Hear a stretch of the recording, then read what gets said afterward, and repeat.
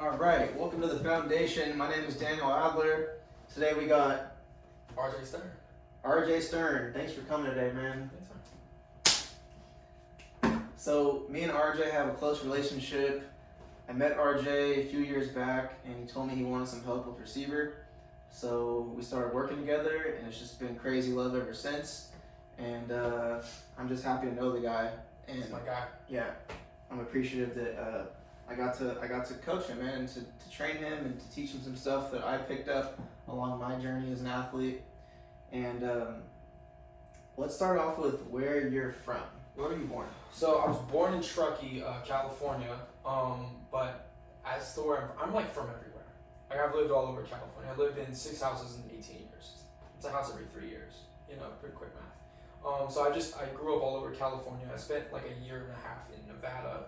But yeah, I spent the most time in El Sobrante. Or no, that's wrong. I spent 7 years in Southern California in Murrieta, Temecula, and then I spent about 5.5 years in El Sobrante, where I went to high school at De Anza. De Anza High School? De Anza High School. We were fucking terrible. Terrible, huh? Awful at football. We were bad. Okay. Good athletes.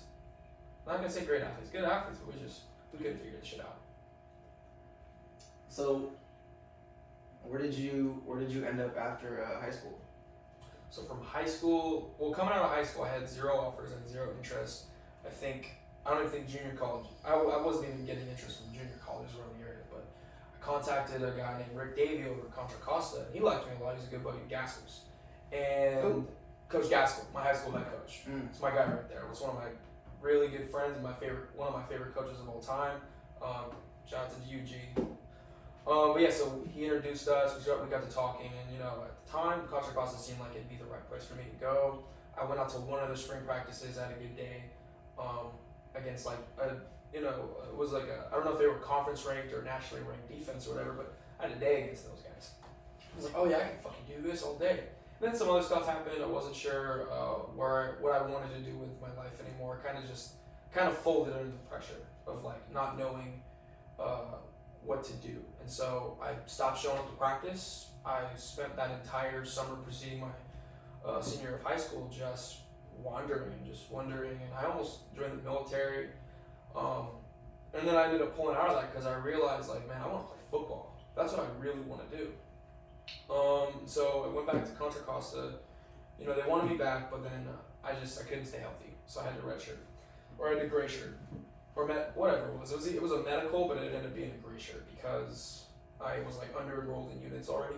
Anyway, so then I was like, yeah, these guys suck, man. This is not a culture I want to be a part of. It reminded me a lot of high school and why we weren't good in high school. So I was like, yeah, all right, I'm gonna go to Laney, I guess, because that's where my buddy Richie's going.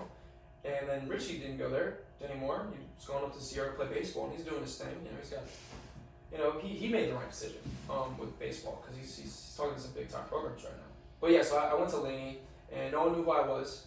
No one cared. No one thought anything of me. But I showed up and I worked my ass off, and eventually found my way into the starting lineup over there. So you have some success in high school, no interest, maybe a little bit of success in high school. How many touchdowns did you score in high school? Not many. I scored 4 touchdowns in high school. Wow. Yeah, basically none. I scored it's that many four, touchdowns. It's still 4, but I understand. I also just didn't get opportunities like that. Right. Yeah, because I was just kind of one of those jack of all trades masters. You need to be in a good offense to be productive. You need to be in an offense that believes in you. You need to be somewhere where people think you can do stuff and they want to give you opportunities. And Coach G believed in me, thought I could do some things at receiver and at quarterback, but ultimately, if you only have one piece of the puzzle and you're missing a couple others, you're not gonna be able to put it together, right? And that's hard for an offense to come back from.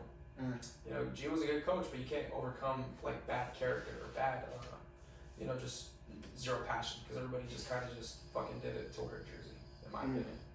Okay. Interesting. So, you played JC football. What was your biggest obstacle in JC football? Because I know that JC football is a tough road. A lot of guys come in, a lot of guys don't come out.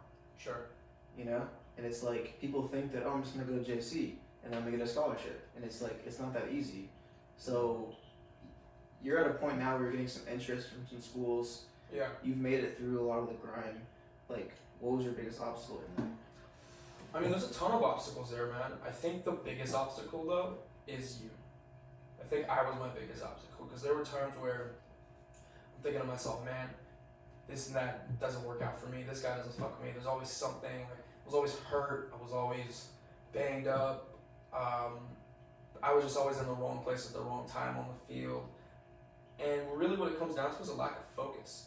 And I think that's where everyone goes wrong. They have no focus. But when I buckled down and I focused, I found that's where I had the most success, you know? And so my freshman year at Laney College, it was fucked up, to put it lightly. It was fucked up. I didn't know my plays. I didn't understand football. And I didn't actually make like a real effort to fix that until I got fed up with riding the bench. So week 6, I got my shit together.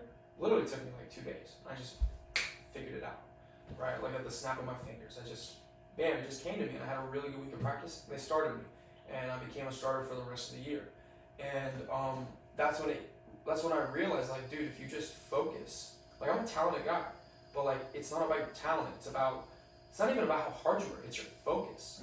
Focus is key. So, and I'm like super ADD, so I don't always have a ton of focus. But when I do focus, I'm pretty much impossible to stop. You know, guys who have gone up against me will tell you the same thing. You know, like. So yeah, man. But I've seen you in action. I've seen you focused, and I've seen you unfocused. I know the difference. Exactly. Perfect. So, you went to Contra Costa College, and then you went to Laney. Yes, sir. Why did you transfer? I transferred because I saw too many things at Contra Costa that reminded me of my high school and why we weren't successful and why we would never be successful and why Contra Costa would never be successful. And so I decided I was going to remove myself from like this cycle. I didn't want to be a part of this cycle. Talented guy with already not a lot of focus to begin with goes to an unfocused program with unfocused coaches and unfocused people. Where does that going to lead him? Up? No, you're going to fucking run around in a circle and never get anywhere.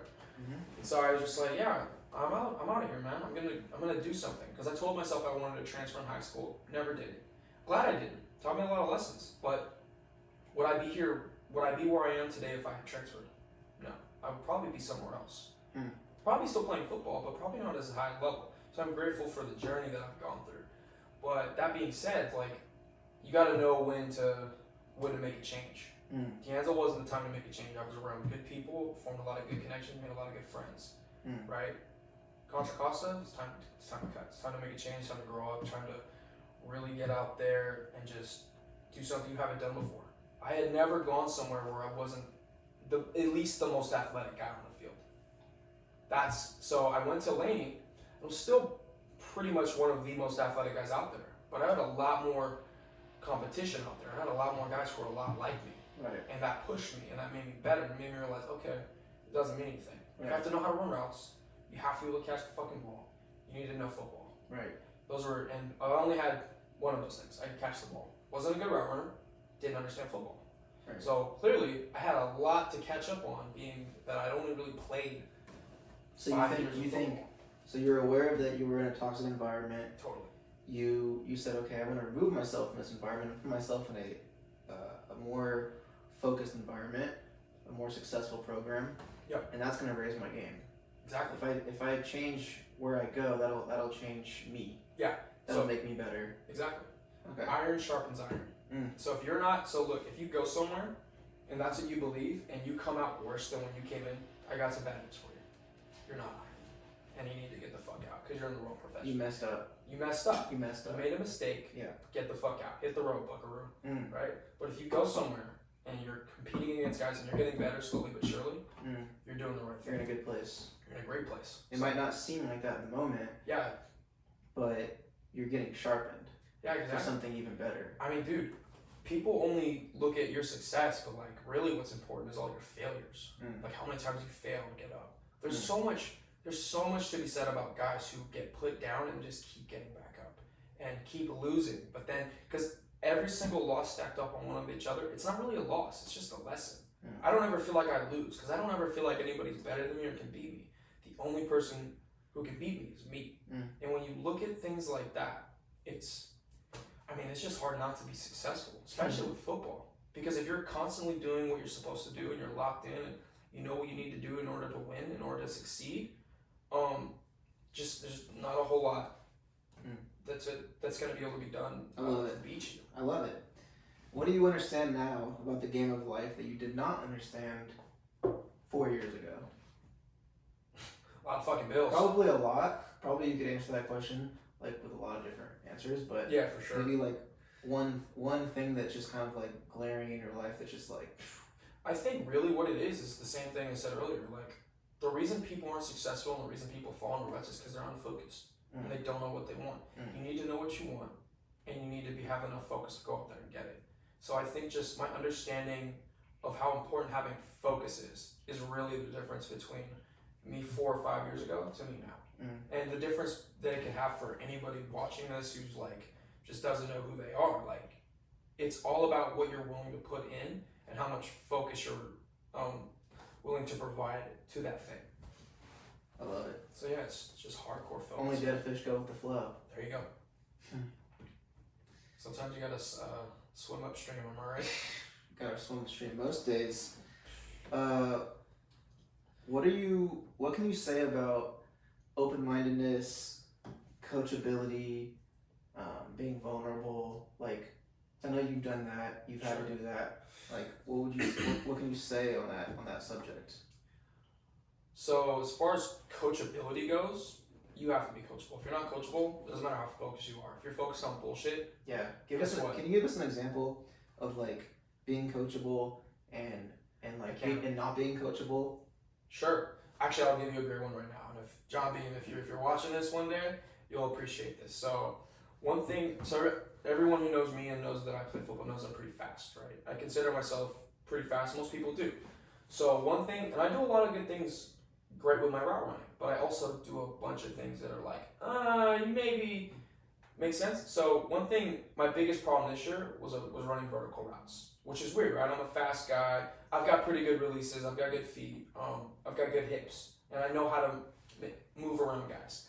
But a lot of times what I would do, or I don't even want to say a lot of the times, but maybe that's me being uncoachable or whatever we'll have, or it's an ego thing. But anyway, I wouldn't really do a whole lot of line of scrimmage. I would just speed release, and that gets easy to guard, and it pissed Beam off, and it made me frustrated with myself because I would realize it after the play, like, oh, what did you do? You're way closer to the sideline.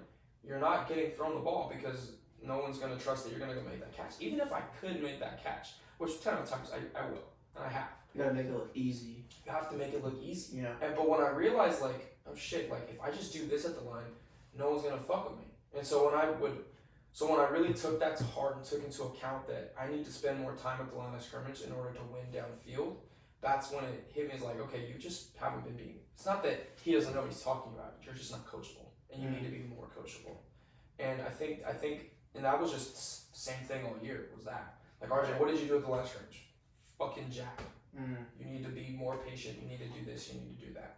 And I just got in my own way because I was like, no, you just don't understand. Because basically a vertical route is always double covered because the corner, if he's half decent, he'll understand that what you're trying to do from the get-go, he's just going to force you to the sideline and make the ball harder to catch or just unthrowable at all. It's like, and there's a lot of validity to that. There's a reason vertical routes are a low percentage ball because you are double covered.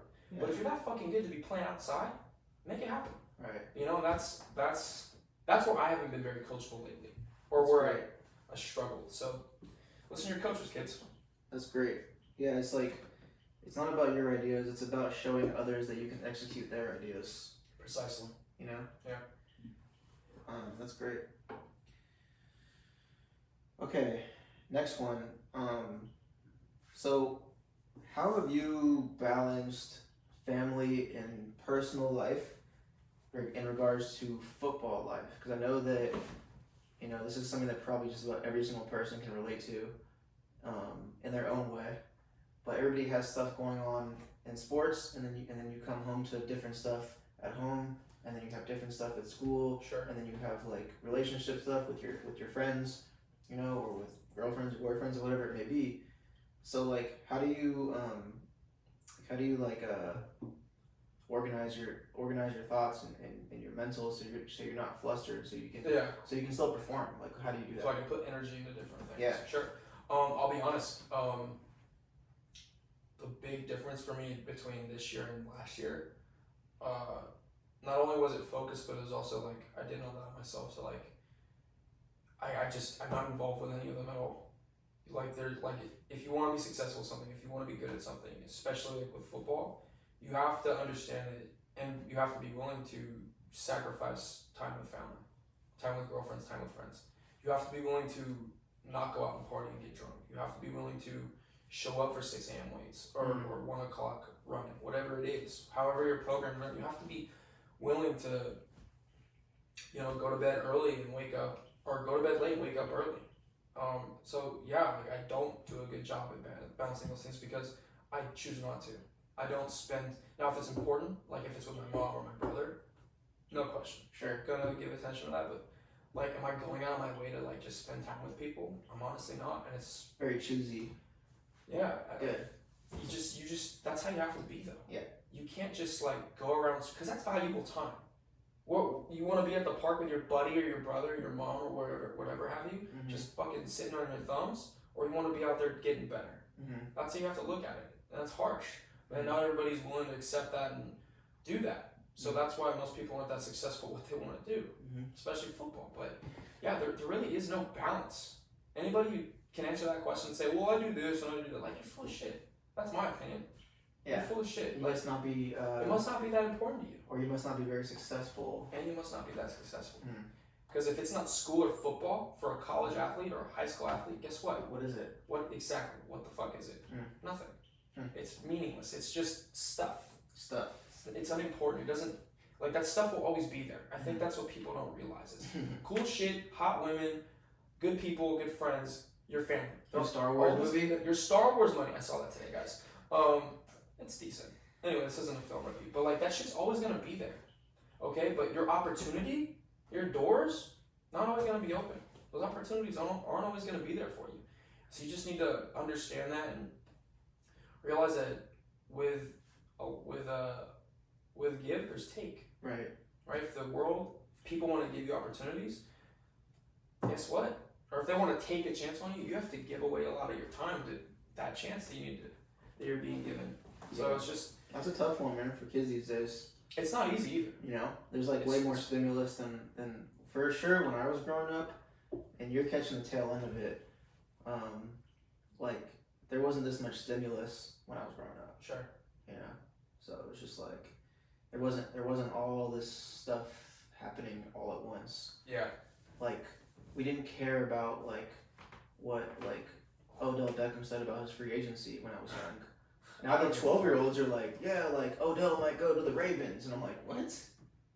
Like that's just such crap. But like, yeah, like why do you care? But it's in their face. Because when they open their phone, it's just like it just says it on their phone. Sure. You can't really avoid it. So like, and it's just like this gigantic consumerism culture that they're like so sucked in, and a lot of kids have ADHD for that reason.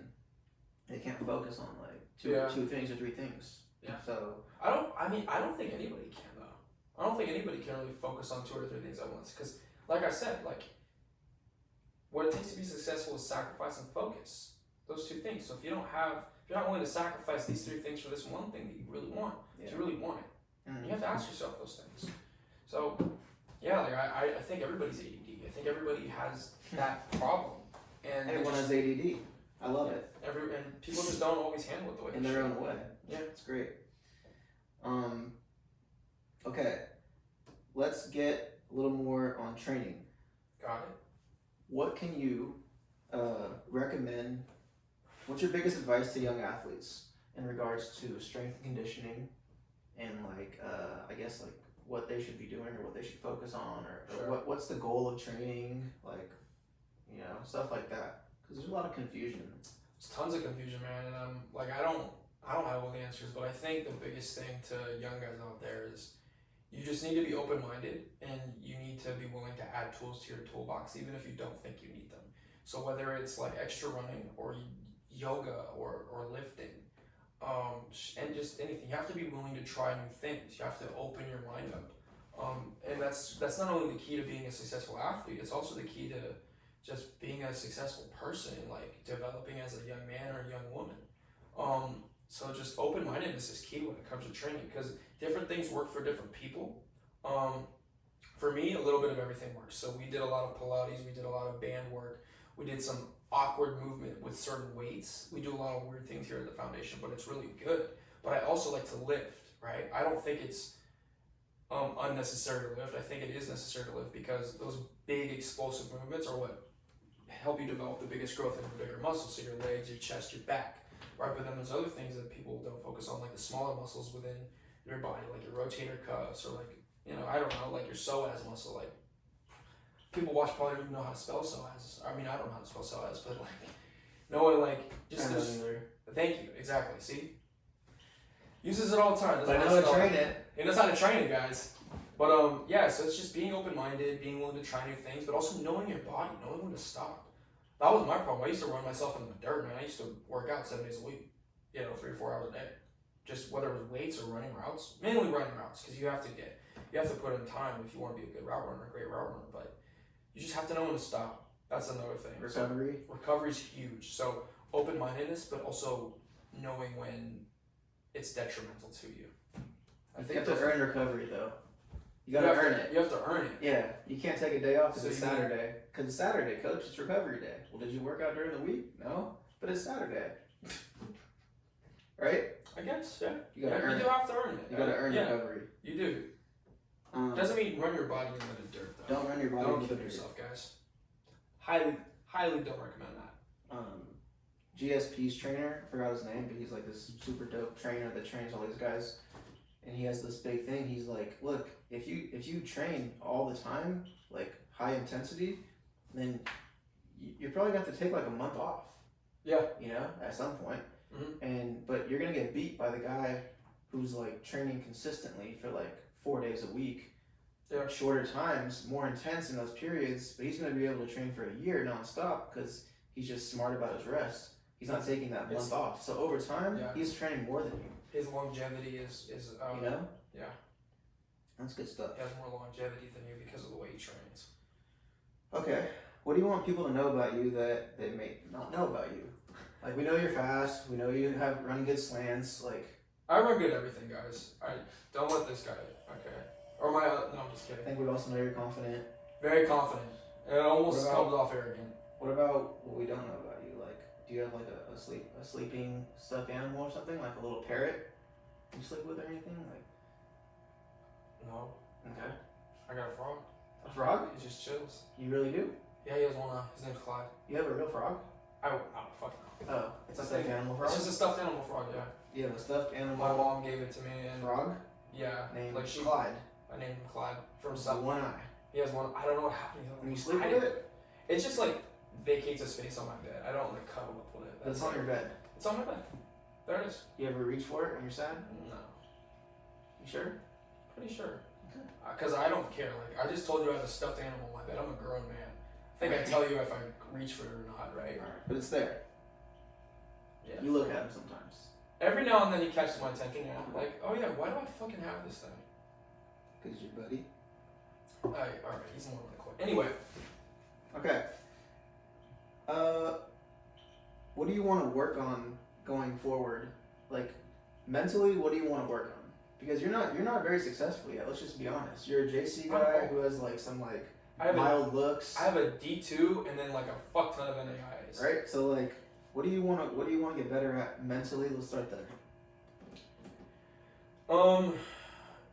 It's tough, man. I've been through a lot psychologically, mentally. I've been put through a lot in that regard, and so it's hard for me to just say, what do I want to get better at? Which is a bad thing because I don't feel like I've made it as a person. I'll never feel that way. Yeah. Right. But that's a tough question for me to answer because I guess what I could do better is not just being coachable. That's a part of mental toughness because everybody coaches differently. Being happens to just motherfuck you until you want to leave. It's really hard to deal with that every day, 24/7. Yeah. And not respond. So not responding. Sometimes I shouldn't respond. You should just listen and not talk. So I think that's something I could improve upon. Yes, coach. Yes, coach. Just leave it at that, right? I should, like, even if he's wrong on a rare occasion, just shut up. Let him talk. Let him know that you're listening to him, and that you're gonna make an effort to fix that. And if he sees that and sees that he's fucked up, guess what? Now you look better to that guy, right? So just not always responding, not always having something to say. Just yes, coach. No, coach. All right, coach. Just keep it. Just shut your mouth and work. No one cares. You just gotta work harder. I'm gonna chime in and say you might come across a coach in the future. You never know who really loves your inquisitive nature. Because maybe you've had coaches that have shut that down, and they've discouraged you from speaking your mind. And maybe you might get a coach one day who's like, "What are your thoughts? What are your thoughts?" You might get that. No, yeah, I've had that. So, because I had coaches that kind of like encouraged me to be a critical thinker, and then when I went to NAU, like they wanted me to be a robot, and I was horrible at it. NAU's one of the schools I'm talking to right now. Cool. And it's a beautiful school, and they have a new coaching staff. Yeah. Not the one, because if they had the one when I was there, I'd be like, oh, they left. Do it. But you know what I'm saying? So I want to go to Texas. So that's great. I think what you just said is great because you can always build. Yeah. Because some people need to work on being more of a critical thinker, being more inquisitive. Yeah, man, ask questions. Some people are like straight robots, but you need to become more of a robot. A little bit. Just a little bit. Not a lot. You have your own mind. You really have your own mind. Yeah, no, seriously, man, whenever, I just remember thinking during the season. You need to be a little bit less Arian Foster. Yeah. Yeah. All right. Physically, what do you want to improve? I want to get yoked, guys. Honestly, this is the first time I've ever been healthy throughout an entire season. And that's just such a blessing to know that I can play at a high level. I can play almost 100 snaps a game, and I can stay healthy. I can take that beating. So that was huge for me. That's probably one of my biggest accomplishments of my career is just being able to stay healthy throughout an entire 11-game season. So specifically, I got you. What do you want to work on physically? Do you want to work on being maybe you were more consistent in the training room this year? Like maybe you were taking your time to eat better, stretching. Like, what do you want? Do you just want to keep that up? So actually, the interesting thing about that is, and this is just for me personally. I'm not saying this is what other people should do. What worked best for me was when we did lift. It was very light. At least for me. I saw other guys doing what was on the board, which was 85% of your max. Are you fucking high right now? No. Yeah. I went light. I focused more on rehabilitation, prehab. There you go. Prehab. I think there's something in this tea. No, but more like maintenance. So keeping your muscles flexible, keeping them strong, keeping them loose. That was my main focus, and I think that's really what led to me having better longevity. But physically, I think I just want to get faster, man. I love being fast. I love being able to run away from guys.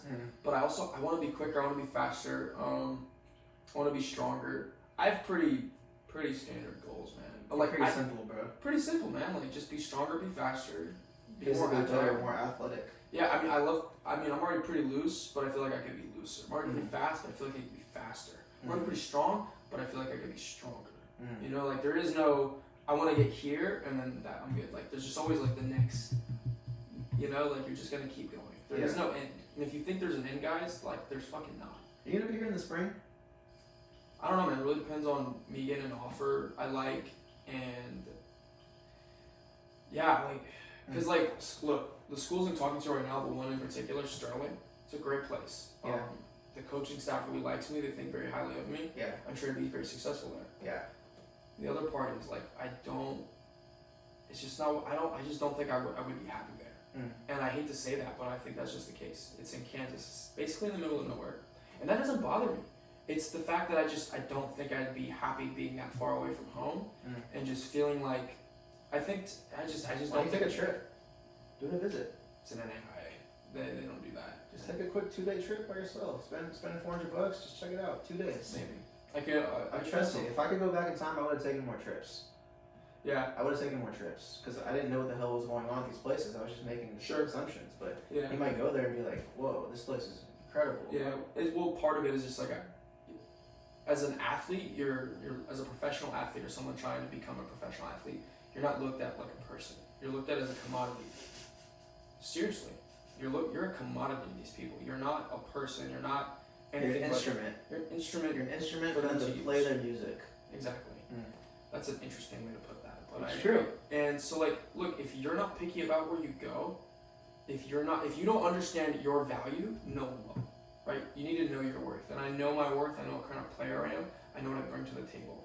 I know how good I can be. And like that's a huge factor in me just saying, okay, let's pull the brakes. I don't need to leave in December. I can leave, late January, February. Yeah. I can leave a little later. I want to be more patient. I want to be patient. Exactly. Patience is key, man. Literally with everything. If you're not patient in a route, you're going to lose. You're going to drop the ball. Something's going to go wrong. If you make a play still somehow, guess what? You're a great fucking athlete. Congratulations. No one cares. Right?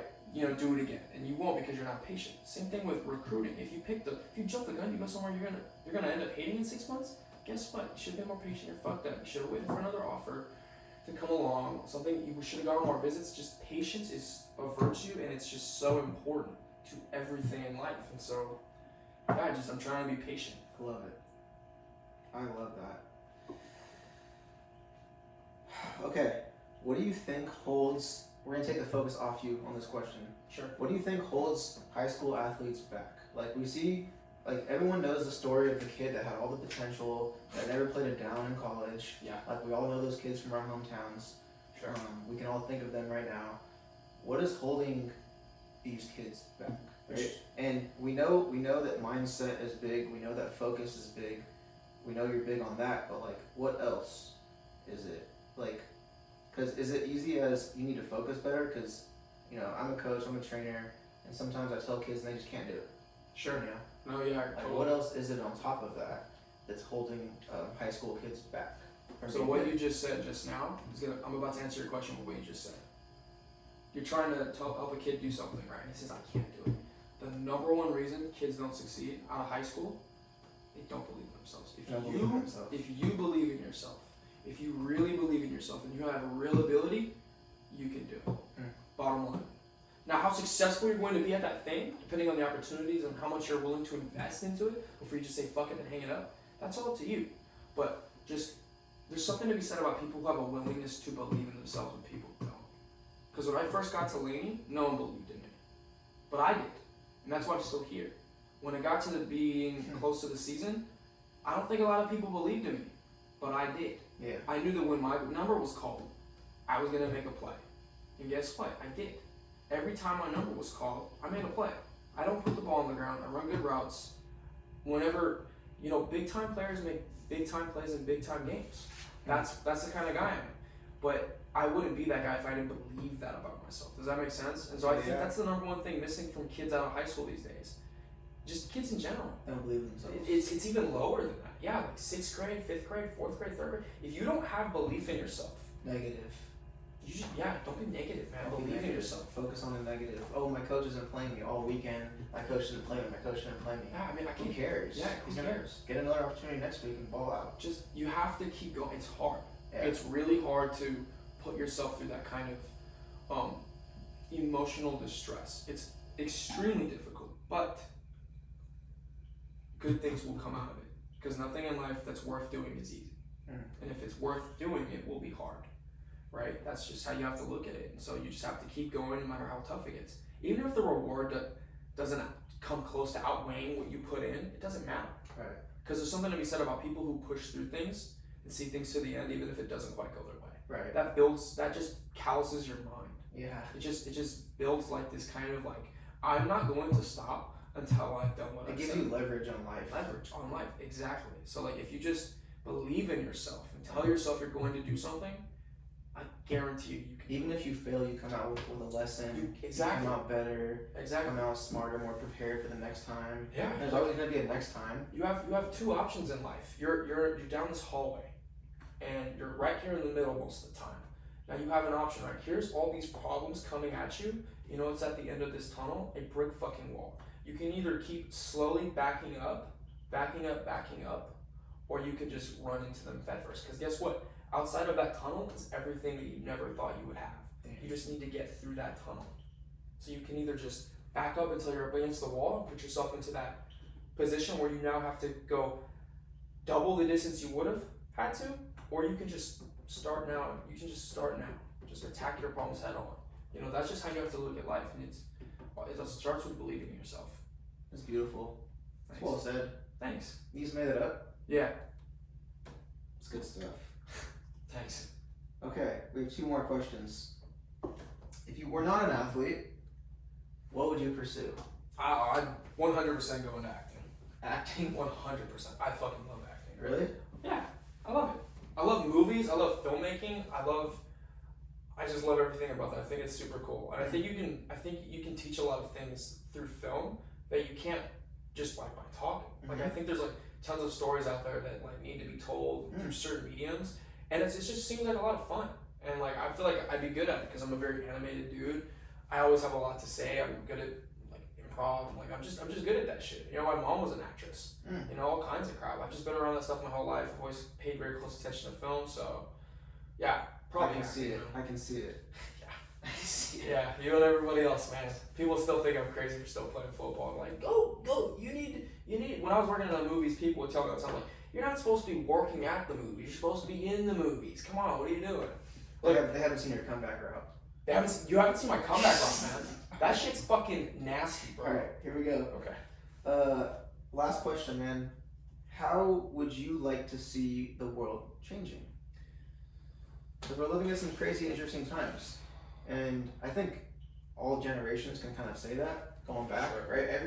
Go back 1,000 years, they're probably saying, we're living in some interesting times, right? It's always an interesting It's time. always an interesting time. Yeah. But like, this is the time we're living in, so this is the only time we have to talk about. So we're in these times of, you know, environmental and social constructs being like really, really looked at really intensely.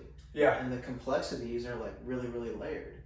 And like, you know, where could we even start? What is something that you would like to see change or improve on a social or environmental or economical way? You don't got to get too political or anything like that. Just like something that you is like in your mind. Yeah. I think people have a lot of hate in their hearts, and they have a lot of. I have a couple of different opinions about this. Number one, people hate too much. People dislike too much. People want to dislike and hate too much. I think that's partly because of social media. I also think it's partly because of how divided we are racially in this country. And I think people just, you know, whether they realize it or not, they want to dislike things. They want to have problems. And I think that's in our nature, is people will always have problems. If you strip away everything about us that makes us different, our skin color, our voices, our eyes, everything, where we come from, if you unname it all, we would still find shit to complain about. We would still find things to go to war over. I kid you not. Did you just touch my fucking rock? This is my fucking rock. I'm gonna fucking kill you. Like shit like that. Yeah. Like we would find a way, and I think that's very evident if you just look at the history of the world. It's like it all started with someone at like I don't fucking know. Getting pissed off about something. Like you're in my cave. Like your cave's over there. Nuh-uh. That's my cave too. Yeah. I'm gonna fucking kill that guy and take his wife or some shit. I don't know. Yeah. But like, so I think people want to find issues with things that don't really have anything wrong with them all the time. And I also think that we make too many excuses as a society. Well, did you know that 50% of blah blah blah don't allow this profession or don't allow this person to work inside this department? Like, who fucking cares, Change bro? it.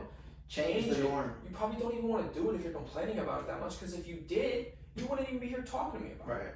So just shut the fuck up and work hard. Who cares about this data? The data is based on the past. Well, data. Let's create a new present. Yeah, it's also super easy to just manipulate numbers in the first place. Ooh. It is. It's so easy. People bring up all kinds of bullshit statistics on Fox News all the time, or even on CNN. Shots. You see it everywhere. You see it everywhere, right? Numbers are easy to manipulate. People are easy to manipulate, right? But a person can believe in themselves. They can work hard. They can do what they want to do, and they can be successful.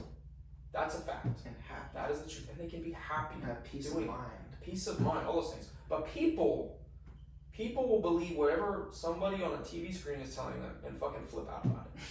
So I think people just need to just love more and be more honest with themselves, and not always look for problems in the world. Look for what about your life is great, and just be grateful for that, and try to attain more of that. and maintain that. So I don't really think it starts at like the political stage or individuals. I think it starts individually. Compassion. Yeah, compassion. Just we're all humans. We're all in this together. Why are we fighting? It's easier said than done, obviously. Easier said than done. But I think that's really where it starts, and I think that's what I'd like to see change. But I mean, all you can do is control yourself. yeah, you have to be the change you want to see. So the problem, here's how I'll put it: the problems you see within the world are probably things you have issues with yourself doing. Probably. Deep conscious work right there, Mr. RJ. That's also fresh off the dome. That's deep, man. Dude, thanks for handling those questions and that last question really, really well. Yeah, of course. Thanks for everybody for watching the YouTube channel, and I hope you enjoyed that. We'll keep them coming. Appreciate you, RJ. It's all You're love. the man. I Keep try doing my your best. great work. Keep being a great person. Great role model to your brothers, man. Yeah. Like awesome role model to the rest of the kids in the community, and just like someone that I really respect. Likewise. Yeah, dude. Hey, hit the subscribe button. Thank you. Anytime, man.